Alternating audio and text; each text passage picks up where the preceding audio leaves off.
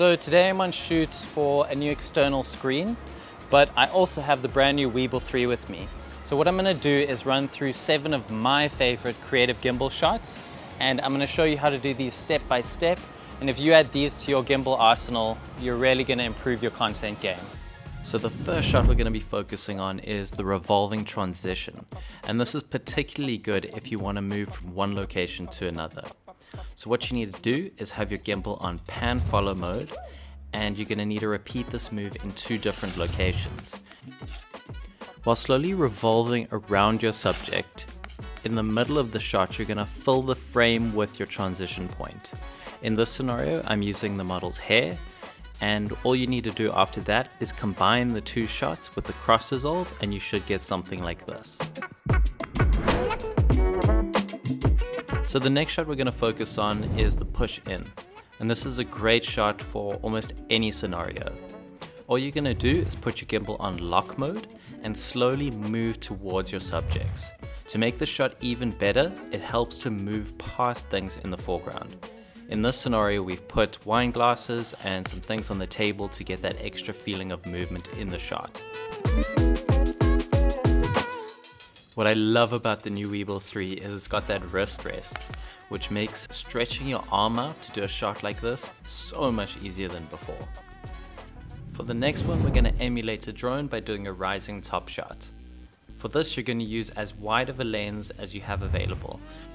Again, we're going to set our gimbal to lock mode, and to start off you want to get as high off the ground as you can.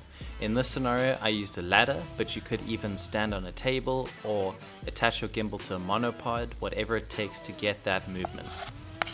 And you're basically just going to rise with the gimbal as your subject enters the frame, making sure to not get anything else in the frame.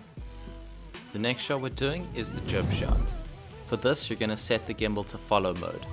As you move away from your subject, you're going to slowly tilt up the camera while simultaneously raising it as high off the ground as you can.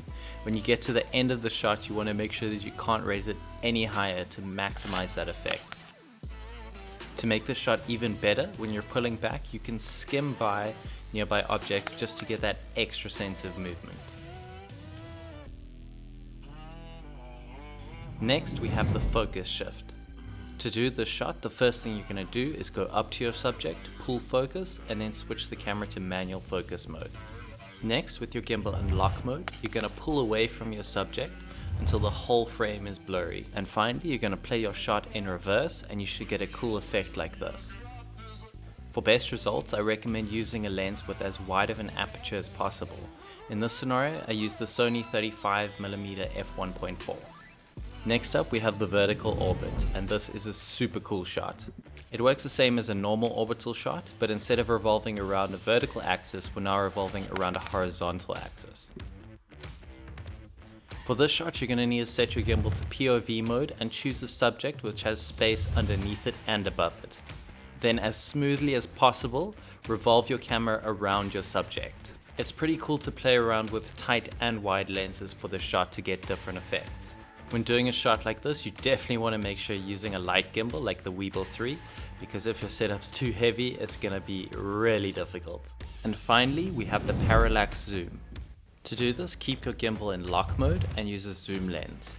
While you're moving away from your subject, you're going to zoom in with the lens, trying to keep your subject the same size in the frame while the environment around them is changing. And let's take a quick look again to see what all our shots look like in a sequence.